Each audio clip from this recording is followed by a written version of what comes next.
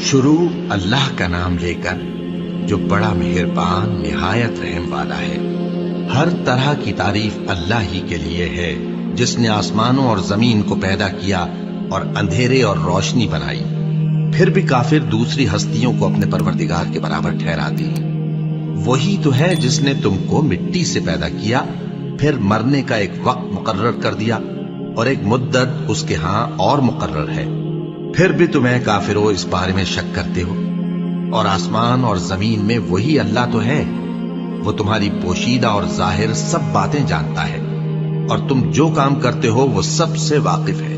اور اللہ کی نشانیوں میں سے کوئی نشانی ان لوگوں کے پاس نہیں آتی مگر یہ اس سے منہ پھیر لیتے ہیں۔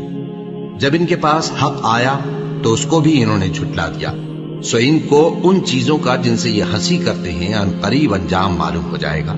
کیا انہوں نے نہیں دیکھا کہ ہم نے ان سے پہلے کتنی امتوں کو ہلاک کر دیا جن کے پاؤں ملک میں ایسے جما دیے تھے کہ تمہارے پاؤں بھی ایسے نہیں جمائے، اور ان پر آسمان سے لگاتار مے برسایا اور نہریں بنا دیں جو ان کے مکانوں کے نیچے بہ رہی تھیں، پھر ان کو ان کے گناہوں کے سبب ہلاک کر دیا، اور ان کے بعد اور امتیں پیدا کر دیں۔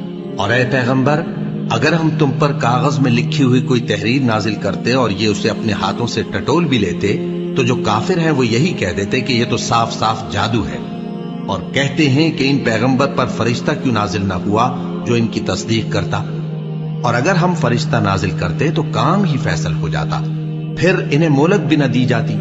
نیز اگر ہم کسی فرشتے کو بھیجتے تو اسے مرد کی صورت میں ہی بھیجتے، اور جو شبہ یہ اب کرتے ہیں اسی شبے میں انہیں ڈال دیتے۔ اور تم سے پہلے بھی پیغمبروں کے ساتھ ہنسی ہوتی رہی ہے، پھر جو لوگ ان سے ہنسی کیا کرتے تھے ان کو ہنسی کرنے کی سزا نے آ گھیرا۔